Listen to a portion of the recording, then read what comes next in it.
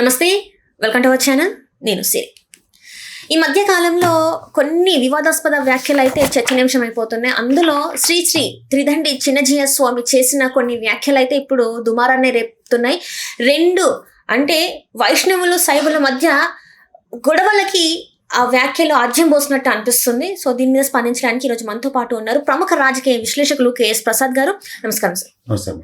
Sir, ఈ మధ్య కాలంలో చిన్నజీయ స్వామి కొన్ని వ్యాఖ్యలు చేశారు.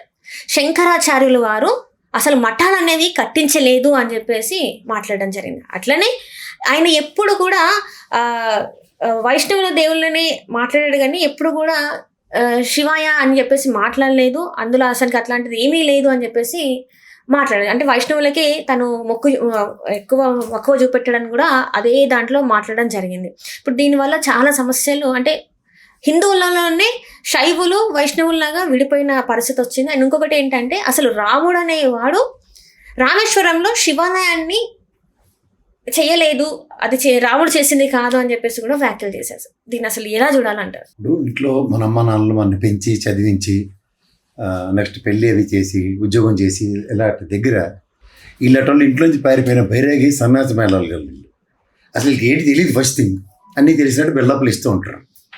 అర్థమైందా? నిజంగా శంకరాచార్యులు ఏమి మఠాలు అవి కట్టుకోలేదు ఆయన.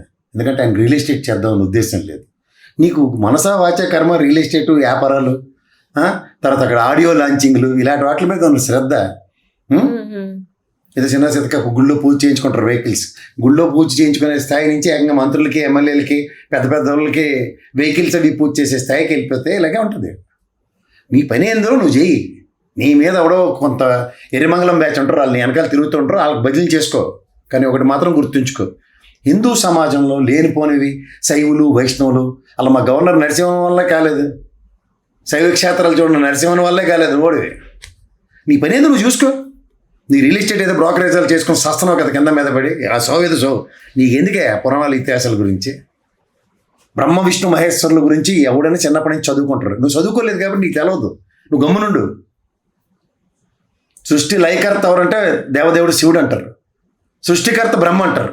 నీకు ఈ బేసిక్ నాలెడ్జ్ కూడా లేకపోతే ఏడు చదువు, ఏ గ్రంథాలు చదువు, పొద్దున పోనీ ఎలాగ పనిపాటు ఎటు ఉండదు కదా. నువ్వు చేసి పూజలన్నీ తాంత్రిక పూజలు లాంటివి ఉంటాయి. ఆ పూజలు ఏవో చేసి బదులు చాగంటి కోటేశ్వర గారు ప్రవచనాలు విను. అంటే వాళ్ళు చెప్పినవి ఇప్పుడు తప్ప అంటున్నారు ఏంటంటే, ఖచ్చితంగా శివలింగం పెట్టుకోండి, రోజు పాలాభిషేకము లేకపోతే ఏదైనా పూలతో అర్చనని ఇంట్లో ఖచ్చితంగా చేసుకోండి, శివుడు ఉంటేనే, అంటే శివలింగం ఉంటేనే ఇంటికి మంచి జరుగుతుంది అంటే, ఆ చిన్నజీయ స్వామి వచ్చేసి ఇంట్లో శివలింగం పెట్టుకుంటే ఇల్లు శ్మశానంతో సమానం అని చెప్పేసి మళ్ళీ వ్యతిరేక వ్యాఖ్యలు. అసలు ఎలా చూడాలి సార్?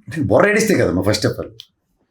ఇప్పుడు నేను కూడా ఇంట్లో రోజు పొద్దున సాయంత్రం నేను పూజ చేసి బయటికి రాను. నీకు డైరెక్ట్గా చెప్తున్నాను. నేను నాకు ఇంట్లో వెంకటేశ్వర స్వామి ఫోటో ఉంటుంది, వెంకటేశ్వర స్వామి విగ్రహం ఉంటుంది, అలాగే శివలింగం ఉంటుంది, స్ఫటికలింగం.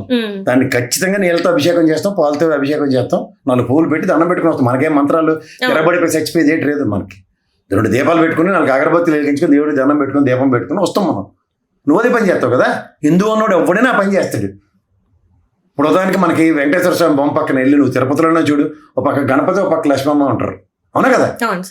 ఏమి గణపతి అంటే ఎవరు? శివుడు కొడుకు. మరి అంటే కనీసం నీకు అవగాహన కూడా లేదా? గణపతి పూజ ఎందుకు చేస్తావా నువ్వు? అది దేవుడు అయినా ఏదైనా గణపతి పూజిస్తేనే మనకి మొదలవుతుంది. మరి అంటే కొడుకుని పూజించేస్తావు కానీ నాన్నని పూజించవా? ఆ దేవదేవుడు శివుడే లేకపోతే గణపతి ఎక్కడి నుంచి వచ్చాడు? సృష్టికర్తే కదా ఆయన, సృష్టి లయకర్త ఆయన. చెప్తున్నాను కదమ్మా. 2 విషయాలు గుర్తుంచుకో. 2 విషయాలు చెప్తాను నీకు. వనదేవతల దాకా వెళ్ళకి ఇక్కడ ముందు ఈ పనికిమన్నోడి గురించి ప్రజలకు తెలియాలి. ఫస్ట్ ఎప్పుడైతే 1000 కాల మండపాలు ఎరగొట్టినప్పుడు దాన్ని చెత్తకుండితో పోల్చాడు. వీడికి కనీసం ఈడి నమ్మిన ఆ దేవదేవుడు ఎవరు? వెంకటేశ్వర స్వామి అంటేనే వీడికి గౌరవం లేదు, మొమ్మట్లేదు. నీకు ఎప్పుడైనా సరే మన దేవుళ్ళ గురించి ఎవడన్నా పిచ్చి పిచ్చి మాడితే మర్యాద ఉండదని చెప్పాలి. వాడికి తెలియకుండా మాట్లాడవద్దని చెప్పాలి. తెలుసుకుని మాట్లాడమని ఏం తప్పలేదు. మళ్ళీ నీకు అంత భయం ఉన్నాడు, ఎవడో పోలీస్ కంప్లైంట్ ఇస్తావు డాక్టర్ గారు, మరి నువ్వు వెళ్ళి పెద్ద లాబింగ్లు చేస్తున్నావు ఎందుకు అందరితో? డాక్టర్ గారు కంప్లైంట్ ఇచ్చారు ఈ మొఖానికి, లాబింగ్లు ఎందుకు నడుస్తున్నాయి?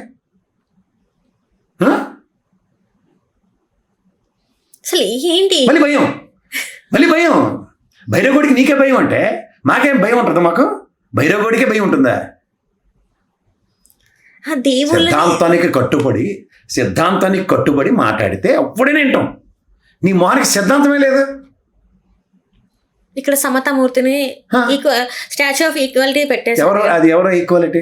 శంకరాచార్యుడికి నువ్వు మఠం పెట్టేసి విగ్రహం కట్టేస్తావు నువ్వు, కానీ ఆయన మఠాలు పెట్టుకోలేదని మాట్లాడతావా? శంకరాచార్యుడికి మఠాలు పెట్టుకోవాల్సిన అవసరం ఉంది. మన అందరికి తత్వాలు ఇచ్చాడు ఆయన, 10 మందికి మంచి చెప్పాడు. అంటరాని తనని దూరం ఆపడానికి ఆయన ఎన్ని ప్రయత్నాలు చేసాడు అంత చేశాడు. ఓ మహాశక్తి, అది భగవంతుడు అద్భుత శక్తి ఉందని, దానికి రూపం ఉంటుందని ఇలాంటివన్నీ చెప్పుకొని వచ్చిన మహనీయుడు ఆయన. నీ మోహన్కి అంత నాలెడ్జ్ ఎక్కడుంది? 4 కొంకలు 4 బొట్లు ఎట్టి కార్ల మీద డబ్బులు సంపాదించుకోవడం, రియల్ ఎస్టేట్లో బ్రోకరేజాలు చేసుకోవడం తప్ప నీకు మళ్ళీ మఠం కావాలి 100,000 ఎకరాలకి. వీళ్ళు మళ్ళీ చెప్తున్నా, నీ బైరగోల్ని కాసాయి గొడ్లు, పాంకోళ్ళు, కర్రకు జెండాలు, నెక్స్ట్ గొడుగులు పట్టుకొని తిరుగుతుంటారు చూడండి. మళ్ళీ వాళ్ళు ఏసీ రూముల్లో ఉంటారు, ఏసీ కార్లో తిరుగుతారు. ఇది నా చిన్నప్పటి నుంచి తెలుసు. కాంటెసా కారు ₹1,00,000 ఇస్తేనే కానీ ఓపెనింగ్కి వచ్చేవాడు కదా, ఫ్లైట్ టికెట్లు ఇచ్చి. ఆయా కాదన మనం ఆ రోజుల్లో కాంటెసా కారు, నాకు తెలిసి ప్రెసిడెంట్ ఆఫ్ ఇండియా అలా అడిగారు. మనోడికి కాంటెసా కారు పెట్టవలసి వచ్చింది, ₹1,00,000 ఇవ్వాల్సి వచ్చింది. మా చిన్నప్పుడు అంటే ₹1,00,000 అంటే నేను 57 ఏళ్ళు ముసలుండి. ఆంజనేయులు గారైనా, శంకరాచార్యులు కానీ వీళ్ళందరూ గొప్ప గొప్ప వ్యక్తులు. వాళ్ళు ఇచ్చిన స్ఫూర్తి సమాజానికి, సమాజ హితం కోసం చేశారు. వీళ్ళ రియల్ ఎస్టేట్లు చేయలేదు. ఇది తెలుసుకోమని. ఆయన మూర్తి పెట్టుకొని దండం పెట్టుకోవడం కాదు. ఇప్పుడు ఆ దేవదేవుడు సన్నిధికి వెళ్ళి దండం పెడతాం, శ్రీశైలం వెళ్ళేందుకు శివలింగాన్ని మనం పూజ చేస్తాం.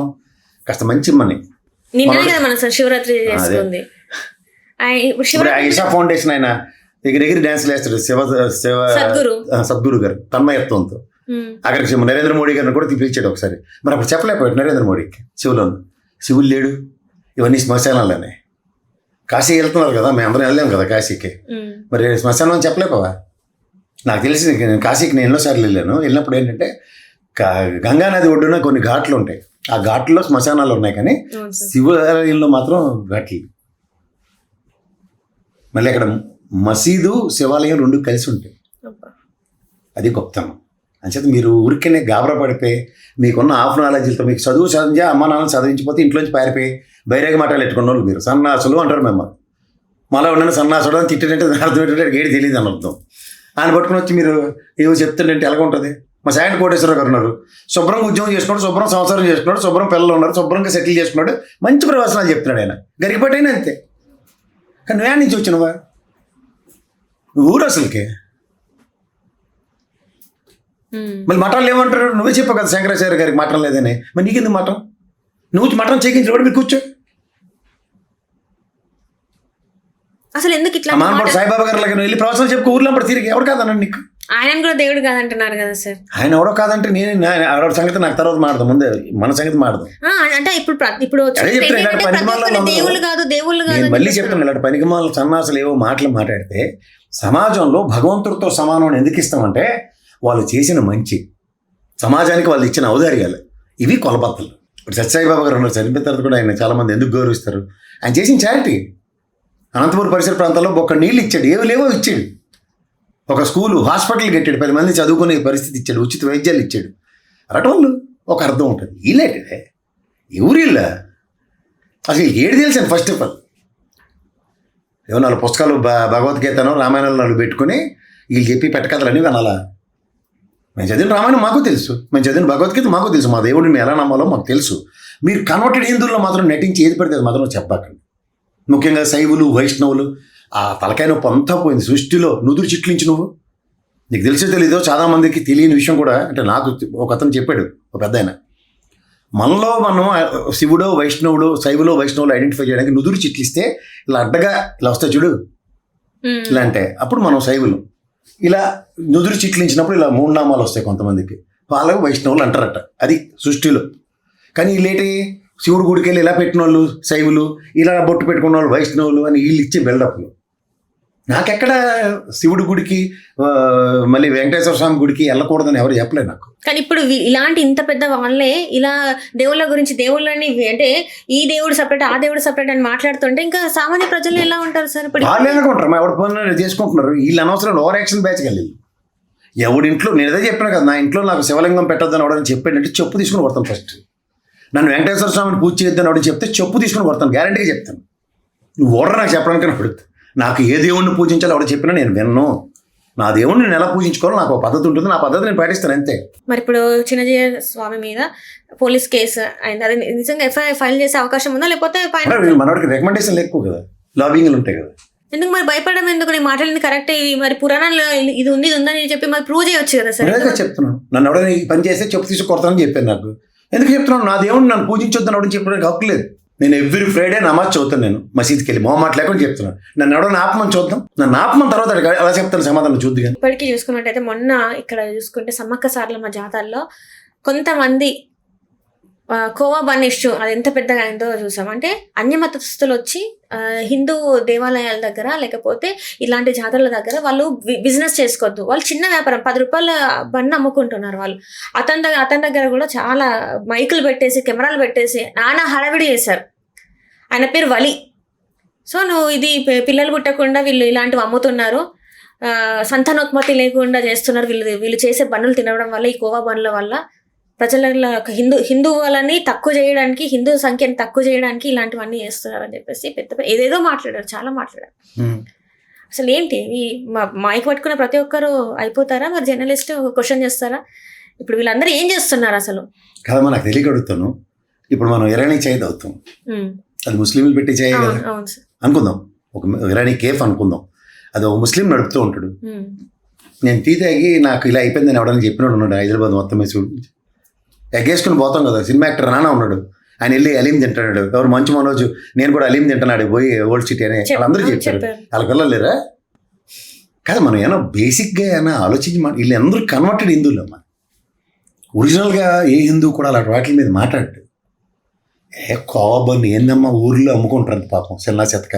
అంటే ఇప్పుడు వాళ్ళ లాజిక్ మాట్లాడేది ఏంటంటే పాలు ఎంత కాస్ట్ ఉంది, దాని తయారీ విధానం ఎట్లా ఉంటుంది, ఎట్లా ఉంటుంది, నువ్వు ఇంత తక్కువకి ఎట్లా అమ్ముతున్నావు అని చెప్పేసి మాట్లాడుతున్నావు. దీని ఎక్స్పైరీ డేట్ ఏది, దీని మ్యానుఫ్యాక్చర్ డేట్ ఏది, ఐఎస్ఐ మార్కు. ఈ రోడ్డు మీద పనుగులు పటాలను అమ్ముతుంటారు, ఆడికి కూడా కడుక్కో ఐఎస్ఐ మార్క్ ఉందా, ఎగ్ మార్క్ ఉందా నీకు? ఇది ఇంటర్నేషనల్ స్టాండర్డ్స్తో మెయింటైన్ చేస్తున్నావు, నేషనల్ స్టాండర్డ్స్తో మెయింటైన్ చేస్తున్నావా, అగ్ మార్క్ ఉందా నీకు? ఇలాంటివన్నీ అడగమను. పునుగులు బజ్జీలు అమ్ముతారు కదా రోడ్డు మీద. ఇప్పుడు పానీపూరి బాగానే తింటారు, పునుగులు బాగానే తింటారు, మరి పెద్ద పెద్ద రెస్టారెంట్స్కి వెళ్ళి ఉన్నాయి కదా సార్, మరి వాళ్ళ దగ్గరికి వెళ్ళి వీళ్ళు ఇదే క్వశ్చన్ చేయగలుగుతారా సార్? చేస్తాను కదా, ఫుడ్ కార్పొరేషన్ వెళ్ళి తోలు తీసేస్తుంటారు కదా వాళ్ళకి.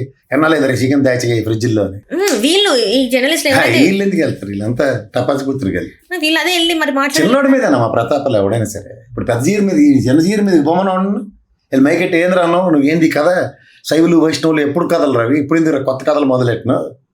మా నరసింహంలో శాతనైతే ఓన్లీ వెంకటేశ్వర స్వామి గుళ్ళే తిరుగుకుని శివుడి గుడికి వెళ్ళకుండా నోరు మూసి ఉండు, ప్రవచనాలు చెప్పకుండా చెప్పాలి కదా, ఎవడు వెళ్ళి అడగాలి కదా. ఎందుకు అడగరు? దీని మీద ఇంత స్పందించలేదు మళ్ళీ ఎవరు. చాలట అమ్మమ్మ, ముందు ఎలివేషన్లు ఇస్తారు ఎవరికైనా. ఆ సమతామూర్తి నేను ప్రతిష్ఠిస్తే పక్కన నేను ప్రతిష్ఠించారు ఈజ్ఈక్వల్ టు అని. ఇంతటి పెద్ద మనిషి, చాలా మంది దేవుళ్ళగా నేను కొలుస్తారు, అతనే బయటకు వచ్చి మైక్ ముందు ఇలాంటివన్నీ మాట్లాడుతుంటే ఇంకేముంది సార్? అదే మరి ఇచ్చిన మర్యాద నిలబెట్టుకోకపోతే ఏమవుతుంది? మా నాన్నగడ్డేలాగా నేను ఎక్కడో ఉంచాలనుకుంటున్నాను, ఎక్కడ ఉంటే అన్నట్టుగా ఆలోచించాలి మనం. ఈ రోజు మనుషులలో ఇప్పుడు ఆల్రెడీ ఇప్పుడు విడిపోతున్నారు, మఠాలు పెట్టి విద్వేషాలు రెచ్చగొట్టడానికి చూస్తున్నాడు. లాజిక్ అది ఎందుకు? అది సన్నాస మఠాలు దేనికోసం? ఇది ప్రజలందరూ ఐక్యతతో ఉండాలని చెప్పాల్సింది పోయి మీరే ఈ దేవుళ్ళు వేరు ఆ దేవుళ్ళు వేరు అని మాట్లాడుతుంటే, మన హిందుత్వంలోనే ఇలా మాట్లాడుతుంటే ఇంకా ఎక్కడికి పోవాలి? ఎడపోవాలి, చచ్చినప్పుడు శ్మశానానికి పోవాలి, దాని బదులు బతుకున్నప్పుడు ఇంట్లో దేవుడికి దండం పెట్టుకోవాలి, అంతకని ఇంకేట్లేదు. వాళ్ళు మారడం వాళ్ళకి అహంకారాలను ఎత్తుకెళ్ళినాయి. నేను చిన్నప్పుడే స్టార్ట్ నేను ఇకేట్రా కాంటేశారు ₹1,00,000 అని. ₹1,00,000 అంటే ఇప్పుడే ₹1,00,000 బంగారం కూడా వస్తలేదు సార్, తులం బంగారం వస్తలేదు. వస్తే మరి కళ్యాణ లక్ష్మికి తులం బంగారం ఇచ్చింది మరి రేవంత్ రెడ్డి అన్న. సో ఏంటి అసలు దీనికి ఎండ్ కట్ పడుద్దా, లేకపోతే ఇంకా కొనసాగుతుంటే మాదేంటి కొట్టుకునేలాగా చేస్తారంటారా? మరి ఇంకా కొట్టుకునే దాకా రాలేదు కాబట్టి ఇలాంటి వాళ్ళ మీద చర్యలు ఉండవని చెప్తూ ఉంటారు కొంతమంది పోలీసులు. అంటే ఇప్పుడు కొట్టుకోవాలా, ఇప్పుడు చర్యలు తీసుకోవాలి? మరి ఇలాంటి అసందర్భ పేలాపాలను పేలుతున్న వాళ్ళ గురించి ఎప్పటికప్పుడు నియంత్రణ కావాలి.